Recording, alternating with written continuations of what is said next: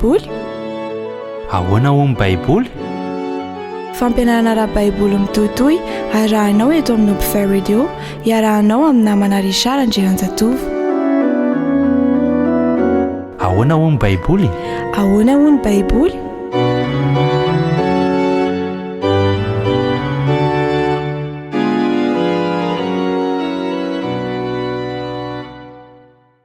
Raisiko ho fifaliana tanteraka ny mihaino aminao indray amin'ny alalan'izao onjam-peo malalantsika izao. Iza marina moa Jesosy. Noforonina ve izany Jesosy Kristy izany? Zavaboary ve izy?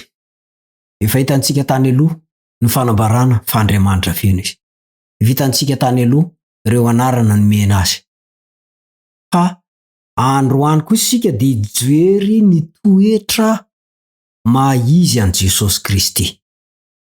Fa dia asaiko anao mba ho liana. Hivavaka isika.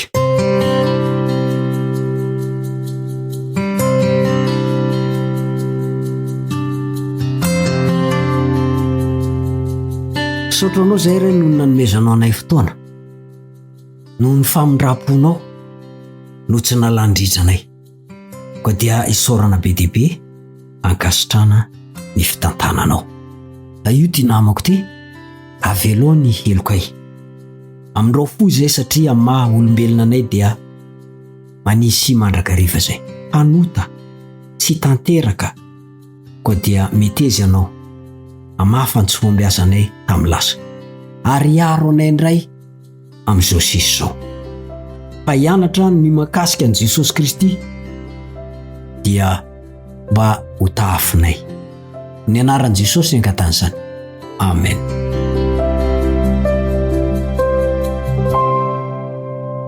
Andriamanitra feno ve izany Jesosy Kristy izany sa noforonina? Zavaboary ve izy? Amin'ity anio ity isika dia ho jerentsika ny toetra maha-izy an Jesosy Kristy. Ahafantarantsika fa hoe Andriamanitra tanteraka ve izy? Andriamanitra feno ve izany Jesosy Kristy izany? Raha mijery ny baiboly isika dia toetra n'ilay Jehovah Andriamanitra ny tsy miova. Isaia 47:7 no ahitana an'izay. Tsy miova. Ary raha miresaka an Jesosy ny Hebreo 7:9. Hainao tsara izany andininy izany raha tsy diso aho. Jesosy Kristy no tsy miova, omaly sy anio ary mandrakizay. Ilay toetra ny Jehovah ao amin'ny testamenta taloha dia ananan Jesosy ihany koa aty amin'ny testamenta vaovao. Raha tsy miova ilay Jehovah, Jesosy Kristy ihany koa tsy miova. Zay ny toetra voalohany. Ny toetra ny manaraka ihany koa dia marina izy. Ny hamantarana ny olona anankiray marina dia olona mpanara-dalàna, tsy mpandika lalàna. Izao voalazan'i Jaona 5:10. Raha mitandrina ny didiko ianareo dia toetra amin'ny fitiavako. Tahaka ny nitandremako ny didiny raiko sy ny itoerako amin'ny fitiavany. Zasy ianao dia mpanota, fa Jesosy dia tena tsy nanota mihitsy.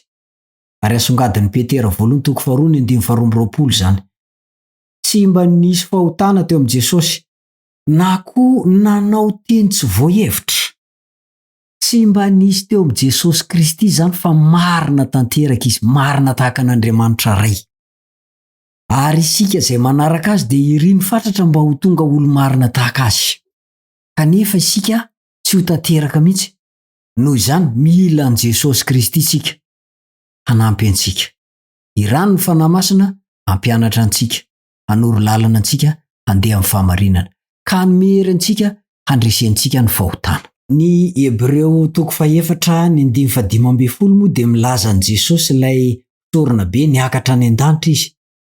Fa isika ozy tsy manana mpisorona be izay tsy mahay miara-mitondra amin'ny fahalementsika, fa izay efa nalaim-panahy tamin'ny zavatra rehetra tahaka ny antsika, kanefa tsy nanana ota. Inona ny fahotana raviravezan'ny Satana eo anatrehanao amin'izao fotoana izao? Inona izany? Inona io malatsaka anao io? Efa nalaim-panahy tamin'io koa Jesosy, fa tsy lavo mihitsy izy. Noho izany mento rahaingana eo am' Jesosy mba hanavotany ianao. Izy irery ihany no ilay tokana afaka hamonjy anao amin'ny fahalemenao rehetra, mba tsy ho very mandrakizay ianao. Hoy ny voalazan'i Joba 4:13-12. Eny tokoa, Andriamanitra tsy manao ratsy mihitsy, ary ny tsy toa tsy mba mamadika ny rariny. Toetran'i Jesosy Kristy ihany koa izany. Marina izany Jesosy Kristy izany. Toetrany manaraka dia ny mahafantatra tsy misy diso, tsy voafetra ny ho avy. Ary tena azontsika dinina sy ianarana ireo araka ny voalaza amin'ny Matteo 4:20 sy ny hafa. Dia ampitao amin'ny Isaia 2:7 anie izany. Isaia 2:7 ny andininy 7. Fa toy izao no voalazany: ny amin'ny zavatra taloha dia indreo efa miseho, ary zava-baovao kosa notoriko izao. Na dia tsy mbola miposaka aza ireny dia ambarako aminareo. Jehova no miteny an'izany eo amin'ny andininy 9.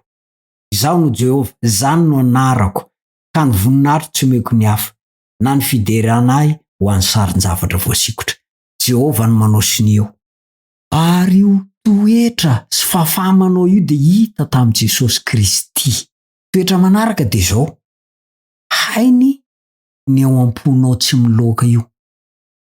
Maheno an'izany teniko izany izao anao dia tsy fantatro hoe mety misy olona kivy ratsy hoe tena posaka amin'ny marina rehetra. Misy indray olona sorena tena lazain'ilay zalahy io ny zavatra diso nampianarinay rehetrarehetra, satria Jesosy dia lazain'ny olona sasany fa zavaboary. Tsia, tsy misy zavaboary afaka afantatra ny eo am-ponao tsy miloaka, satria Matteo 7:7, Matteo 7:7 ny andininy 4 dia miresaka toy izao: Jesosy nafantatra ny herintreriny ka nanao hoe, nahoana ianareo no mieritreri-dratsy ao am-ponareo. Izany no voalazan'ny Matteo 7 ny andininy 4, ary ny Matteo 2:20 ny andininy 17. Mbola misy tantara ihany koa mitovitovy an'izay ao amin'ny filazantsara 4 ao. Fa Jesosy dia tena tonga dia mahafantatra ny ao am-po tsy miloaka. Mila fitandremana nefa eto, satria mety hisy alaim-panahy ampitahany Solomona izay nahazo fanomezam-pahasoavana manokana nefa voafetra ihany. Zao manko ny voalazan'ny Mpanjaka 2:10 ny andininy 7. Mpanjaka 2:10 ny andininy 7. Ary voavalin'ny Solomona izy tamin'izay rehetra nanontaniany azy. Tsy nisy zava-niafina tamin'ny mpanjaka ka dia nambarany azy avokoa. Io matetika andininy raisin'ny olona, ilazana fa ny olona anankiray hono dia afaka ahalala ny ao am-po tsy miloaka. Tsia, fahendrena hafa mihitsy izay. Fa ny an'i Jesosy amin'ny Mandriamanitra azy no ahafantarany ny zavadrehetra. Tsy miova izy, tsy miova tahaka n'ilay Jehova voalazan'ny testamenta taloha. Marina izy, tsy mba manao zavatra diso izy, tsy manao ny ratsy izy. Marina amin'izay rehetra ataony izy. Mahafantatra tsy misy diso ary tsy voafetra ny ho avy mandrakizay izy. Efa hitany mandrakizay lasa, efa hitany ny androany, ary mbola hainy ny mandrakizay. Manahoana ny fanankinanao ny fiainanao eo anatrehan'izany Jesosy Kristy izay mahalala ny amin'ny ho avinao izany. Hainy ny eo am-ponao tsy miloaka. Mety mieritreritra ianao hoe tsy fantatr'olona ny eo am-ponao amin'izao fotoana izao, ny eo amin'ny eritreritra ao. Hainy io ka, hainy io. Solomona tsy mahay an'izany. Namina viny izy, saingy Solomona moa maty. Jesosy Kristy any an-danitra velona hatramin'izao. Amin'ny Andriamanitra azy dia te hamonjy anao izy. teanao zay faraherin'ny rehetra izy mba tsy havery anao. Sitraka ao ve? Ivavaka isika.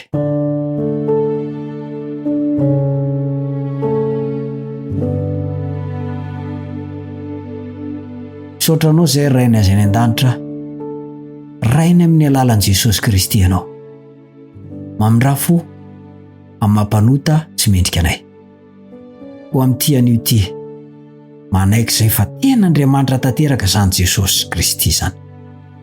Tonga teto amin'ity tany ity izy hamonjy anay. Koa meteza ianao hanome anay ny famindraponao tamin'ny nanambanianay an'i Jesosy hatramin'izay. Fa manomboko izao kosa tena hanaiky azy izay. Amin'ny anaran'i Jesosy ny angatana izany. Amen. Mametraka ny veloma finaritra kobakoba-tanana aminao indray ny namanao Richard Andrenjatovo. Veloma tompoko.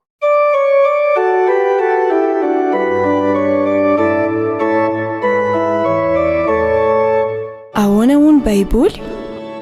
Ahoana hoy ny Baiboly? Fampianarana ara-Baiboly mitohitohy arahanao eto amin'ny Upfare Radio, iarahanao amin'ny namana Richard Andrenjatovo. Ahoana hoy ny Baiboly? Ahoana hoy ny Baiboly?